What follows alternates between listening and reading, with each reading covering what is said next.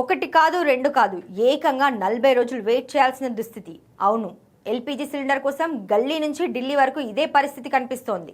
గతంలో gas book చేసిన 2 నుంచి 3 రోజులకే బండ ఇంటి ముందు వాలేది. ఇప్పుడు మాత్రం సీన్ పూర్తిగా రివర్స్. అధికారులు అధికారికంగా ఇచ్చే స్టేట్మెంట్లు ఎలా ఉన్నా రియాలిటీలో సామాన్యులకు పట్టపగలే చుక్కలు చూపిస్తున్నాయి. ఓవైపు ఇండక్షన్ స్టవ్ స్టాక్లు కూడా తక్కువగా ఉండటంతో వంట ఎలా చేసుకోవాలో కూడా అర్థం కాని దుస్థితి దాపరించింది. ఇంతకీ ఈ పరిస్థితికి కారణం ఏంటి? ఈ సేమ్ సిచ్యువేషన్ ఇంకా ఎంతకాలం కొనసాగే అవకాశం ఉంది?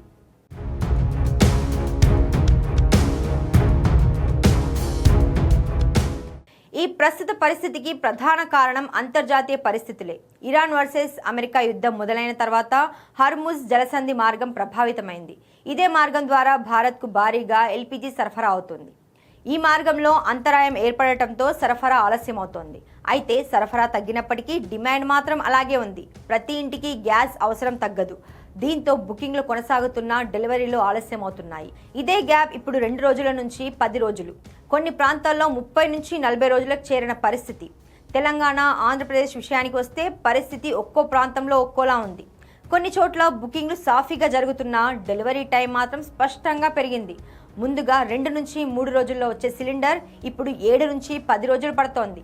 సిటీ అవుట్స్కర్ట్స్, గ్రామీణ ప్రాంతాల్లో ఆలస్యం ఇంకా ఎక్కువగా కనిపిస్తోంది. మరో పెద్ద సమస్య బ్లాక్ మార్కెట్.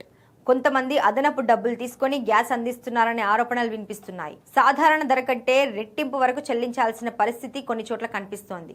ఇది ముఖ్యంగా తక్కువ ఆదాయం ఉన్న కుటుంబాలను మరింత ఇబ్బందికి గురి చేస్తోంది. దేశవ్యాప్తంగా చూస్తే ఒకే పరిస్థితి లేదు. కొన్ని నగరాల్లో 4 నుంచి 5 రోజుల్లో సిలిండర్ వస్తోంది. మరికొన్ని ప్రాంతాల్లో 10 నుంచి 15 రోజులు పడుతోంది. కొన్ని ప్రాంతాల్లో మాత్రం 30 నుంచి 40 రోజుల వరకు వేచి చూడాల్సిన పరిస్థితి ఉంది. పీఎన్జీ ఉన్న నగరాల్లో మాత్రం ప్రభావం తక్కువగా ఉంది. ఎందుకంటే అక్కడ సిలిండర్పై ఆధారపడాల్సిన అవసరం తక్కువ. కానీ పూర్తిగా ఎల్పీజీపై ఆధారపడే ప్రాంతాల్లో ఇబ్బంది ఎక్కువగా కనిపిస్తోంది. గ్రామీణ ప్రాంతాల్లో పరిస్థితి ఘోరంగా ఉంది. చాలా కుటుంబాలు మళ్లీ కట్టెల పొయ్యి, గోబర్ గ్యాస్ లాంటి పాత విధానాల వైపు అడుగులు వేస్తున్నాయి. అంటే ప్రజల జీవనశైలి కూడా మారుతుందని అర్థం చేసుకోవచ్చు.